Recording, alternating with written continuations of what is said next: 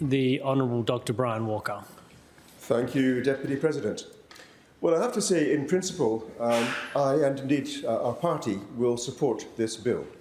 In principle.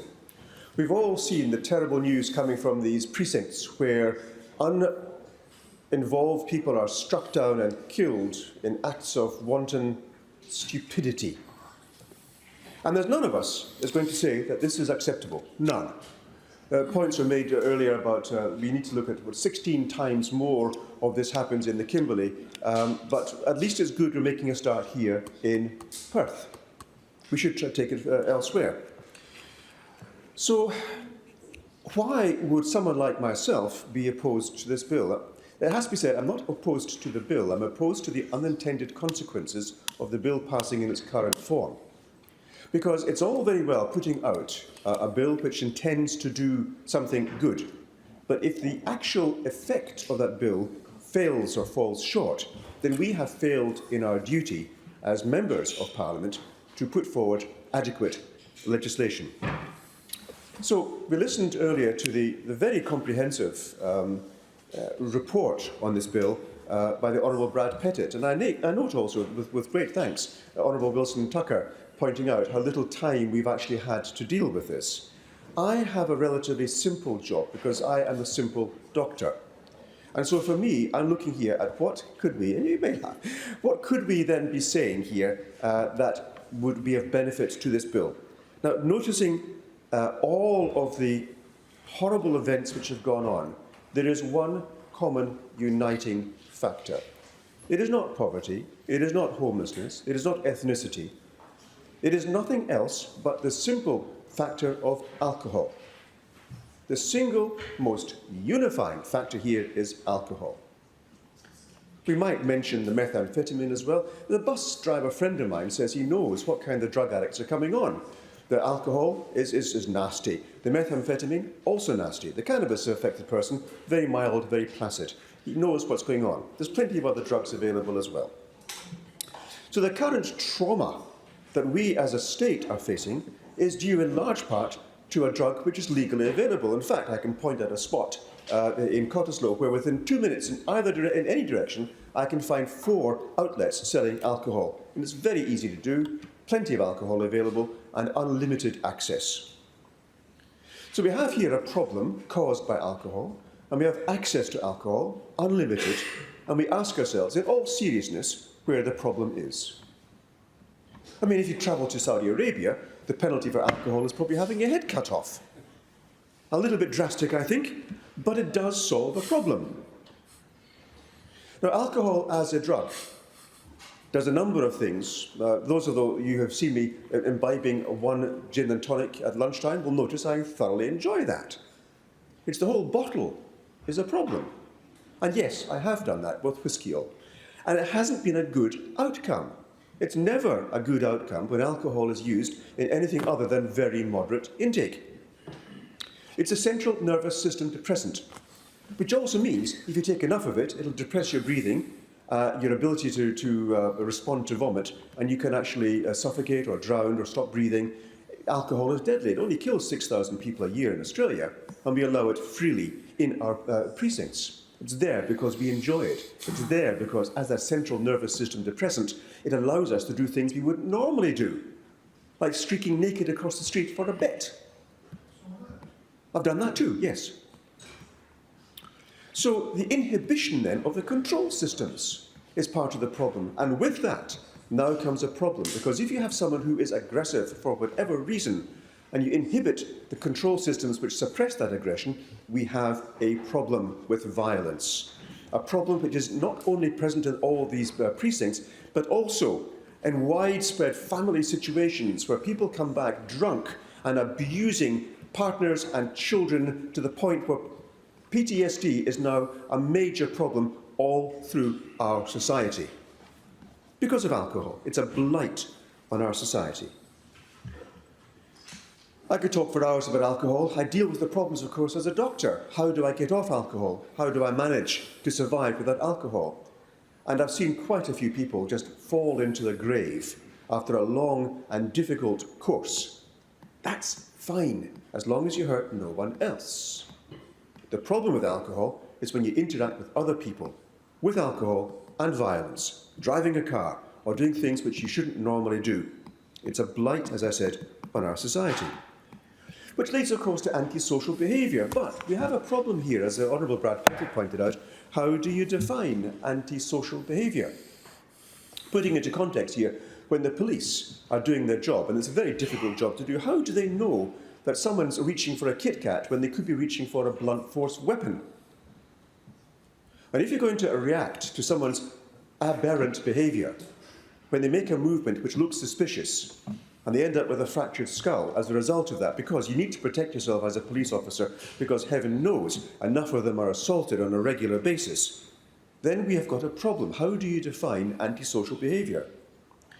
And another problem we've got here, of course, as pointed out earlier, is that antisocial behaviour can be very dependent upon your circumstances.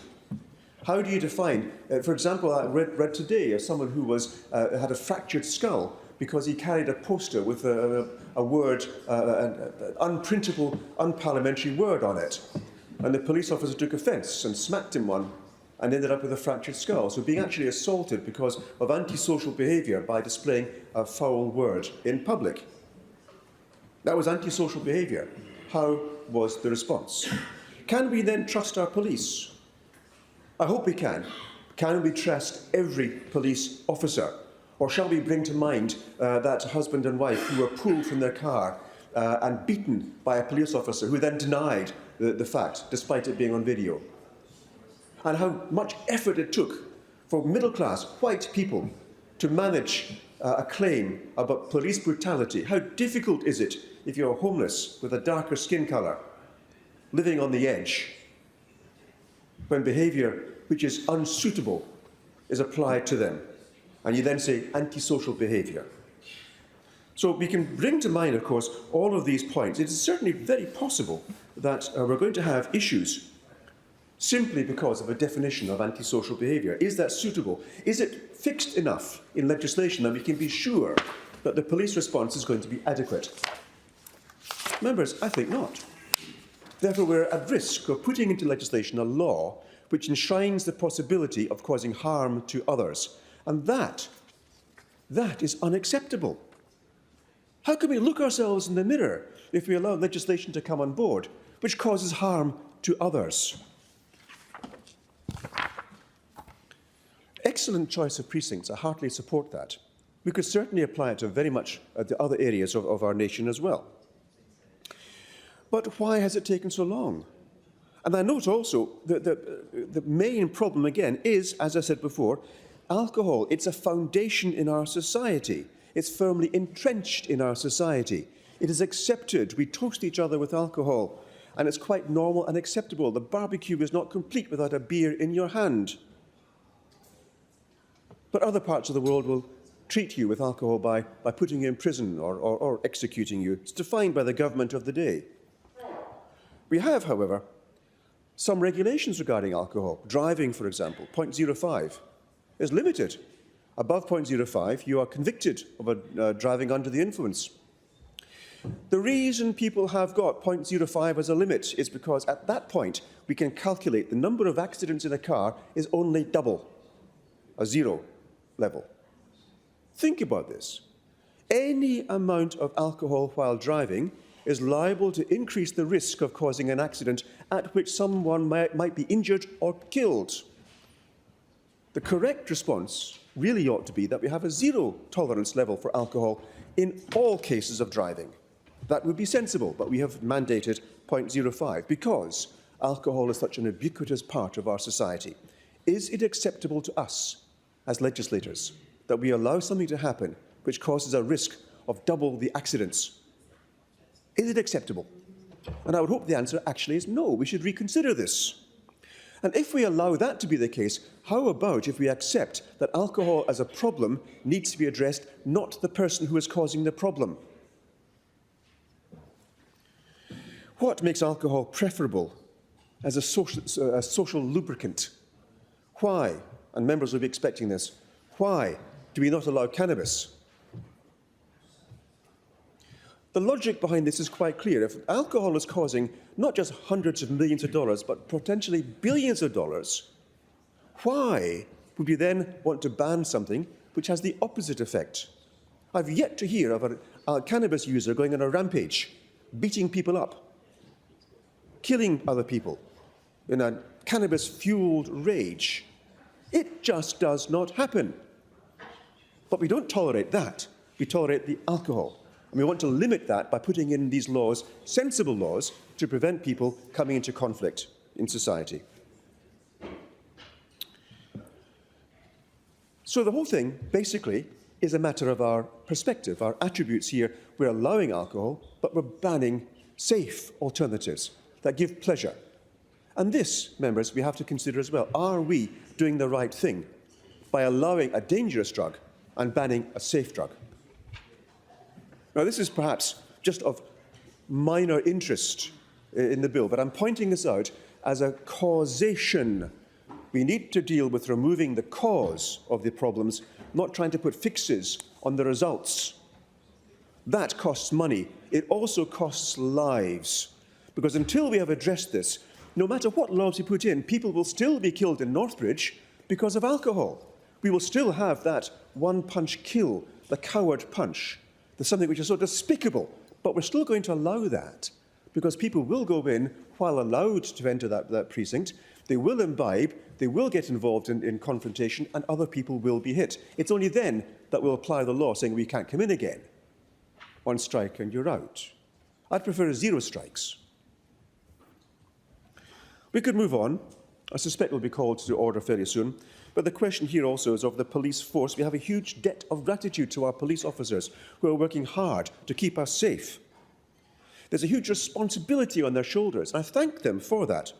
But it also needs proper judicial support. The laws we have so far, as has been pointed out by the Honourable Brad Pettit, the laws so far are based on regulations which the police are going to enact without us having any oversight. And we're not aware of how they're going to do that, when they're going to do that, how correct it's going to be.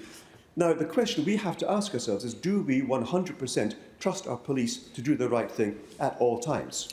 Order, member. Noting the time, I'm going to interrupt debate for members' statements.